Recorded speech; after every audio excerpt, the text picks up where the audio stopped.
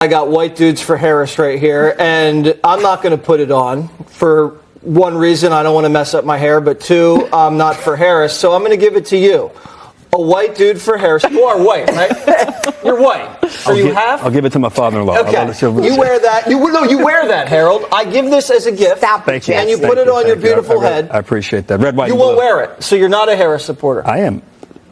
You're not going to mess up your hair. Look at it. I'm a huge. Come on, Harold. Put the hat on. So y'all just heard and saw this cringeworthy-ish right here coming straight out of Fox News. I mean, there is a reason why I refer to it as that because of situations such as these, but there are a host of others. I mean, one of the last things y'all saw me post about Fox News was Laura Ingraham thinking that the city of Milwaukee was in the state of Minnesota. I mean, it's just absolutely insane over there, but of no surprise to anybody because this has been Fox News for several years, basically since the inception. So you had this segment right here where you had Jesse Waters and a few others sitting around this table, and y'all probably seen this before, but I'll go into detail where you have seen it before just in case you forgot, where he pulled out this hat that said White Dudes for Harris, which of course is some community that they created for white men who are staunch supporters of Kamala Harris. And he said, you know, they have this White Dudes for Harris hat and everything like that, and then he immediately looks over Harold Ford Jr. and says, you're a white dude for Harris, right? I mean, you're a supporter of Kamala Harris. You know, why don't I just give this to you and put the hat, you know, let you wear the hat and everything like that? And it's just like a very awkward moment. Now, in case y'all are unaware, Harold Ford Jr., while he looks like he can pass, is not completely white. This man is, as we would say, he's mixed or he's biracial or everything like that. And everybody up there knows that he is. That's why Jesse Waters did that, because he thought he was trying to be funny. He was like, oh, you're basically, you know, you're like one of us, right? I mean, you're up here and you're amongst us. You're a white dude for Harris. So why don't you just go ahead and put the hat on? Come on, just put the hat on. Like, he literally was trying to bait this guy into do it, and it became a very awkward environment. All I'm saying is this: Harold Ford Jr. is a lot better than me, because had it been me, it would have been handled differently. I'm just saying. But first off, I probably wouldn't have been up there in the first place. But they keep Harold Ford Jr. up there for a reason, because they see him as the safe Negro. And in this instance, I'm saying that because that's what they see him as. And Jesse sees him as that, and the rest of them do as well, but especially Jesse. Now, in case y'all are unaware of who Harold Ford Jr. is, let me take y'all back to Black History Month of this year, the February of this year. If you remember, Jeanine Pirro was sitting at this same table. As a matter of fact, if you look at the clip, she's there on the end, sitting in the same spot. Back in February, Jeanine Pirro referred to the same man, Harold Ford Jr., as an Oreo, live, right there on the air. As a matter of fact, I talked about it in one of my live streams at the time. If you go back and look, you can see what I had to say about that. She called this man an Oreo live on the air. And if you already know, an Oreo is someone who was black externally but white internally, or sometimes they refer to that as for a person who basically a sambo or a tap dancer or someone of that nature. But I believe she was referring to him as that because of his racial identity or his racial makeup. Again, this man, it comes from white and black lineage, and as you can see, he can pass. Like, he could very easily pass. Like, he could probably fool like some people, but when you're us and you see them often, you know that they aren't, you know, all the way there, so to speak, if you get what I mean. And they know it too. That's why she said that. That's why Jesse Waters felt comfortable enough to say what he said is. But what I'm gonna go ahead and do now is I'm actually gonna just go ahead and read the article coming from the Independent that was actually posted less than an hour ago at the time of me recording this video, which is on August the 9th. White Dudes for Harris has said it quote unquote broke Fox News after host Jesse Waters attempted to force a reluctant former Democratic congressman to sport the fundraising group's merchandise live on air. On Thursday's episode of The Five, Waters pulled out a red, white, and blue baseball cap emblazoned with the organization's logo. Host slammed the hat as MAGA merch ripoff of Donald Trump's red Make America Great Again cap which he launched during his 2016 presidential campaign, and which is still widely worn by his supporters amid his 2024 election run. In an awkward moment, Waters proceeded to try and make Harold Ford Jr., Tennessee representative turned Fox News political commentator and Harris supporter, try on the cap. I got white dudes for Harris right here, and I'm not going to put it on for one reason. I don't want to mess up my hair, Waters said. But two, I'm not for Harris, so I'm going to give it to you, Ford, a white dude for Harris. You are white, right? You're white. Let me just stop right there. To all the people out there who are biracial or mixed or anything like that, or even if you think you're passing, know that they know that you're not, no matter how hard you try. And this segment right here proves just that.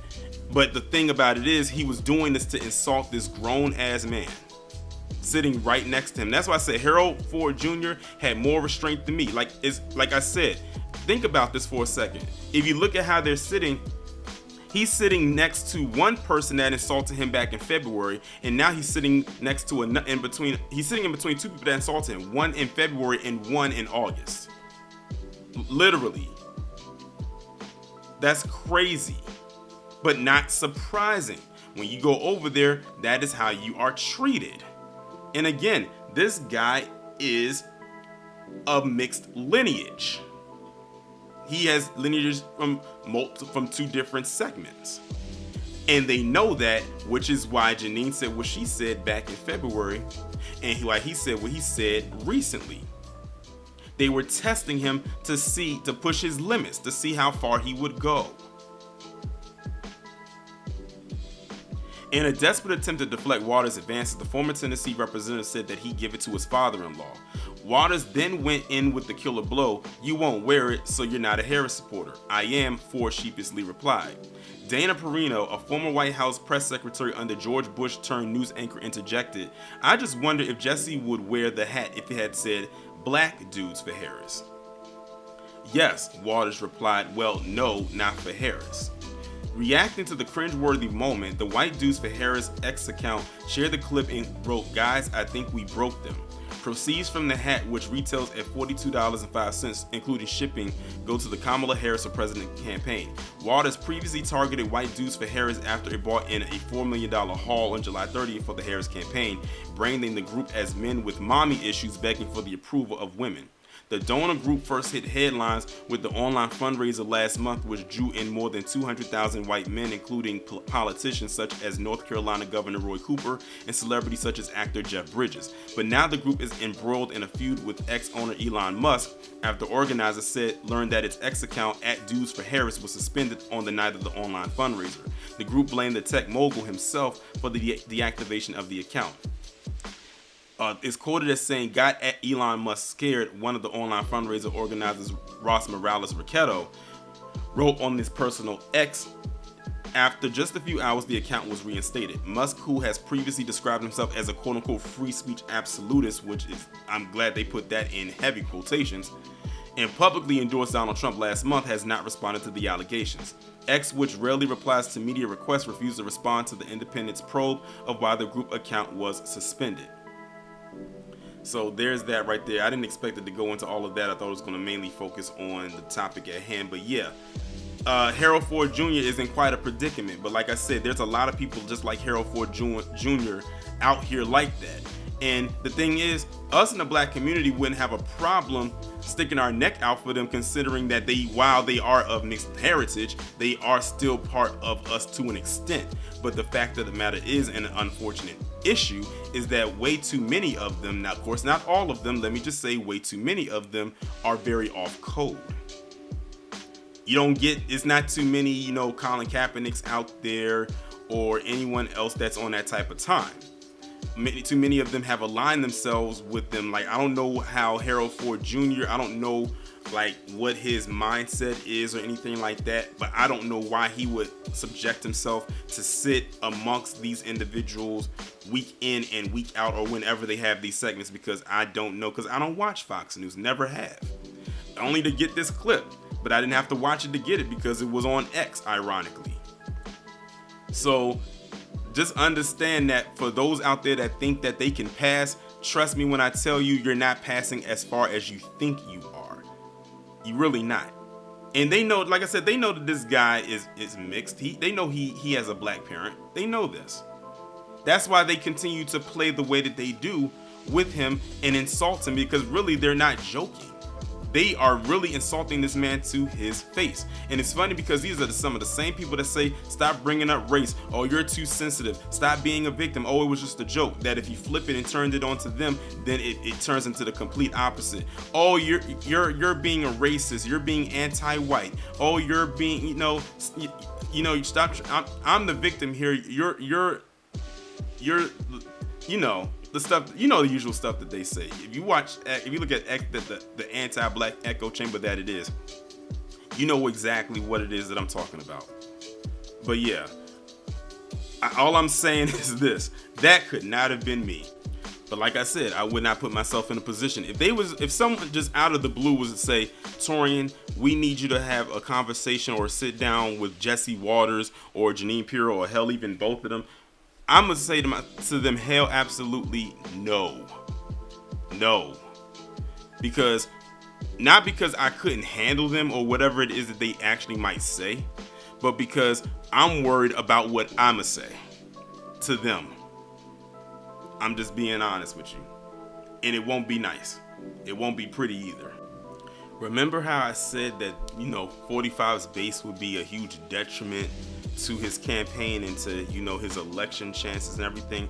People like Jesse Waters and Jeanine Pirro, they are a part of his base, and even a bigger part of his base, because they're in lamestream media. Like, they actually have a bigger platform outside of social media. So you got to think that they have Fox News on their side as far as displaying themselves on television every day, but they also have the social media apparatus too that they can go on to. So they have the television platform, and they also have a social media platform where they have either one audience one place or another audience another place, or a combination of both.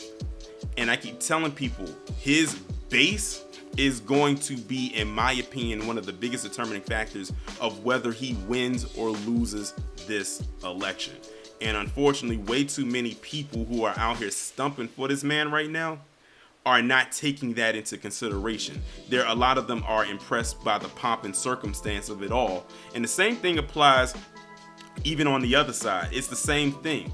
If you notice, they're operating pretty much almost in tandem of each other, of who can try to one up the other on any type of thing. Yes, I know there is mudslinging when it comes to politics, but when it's a crucial thing going on, it needs to be less mudslinging and more policy talking.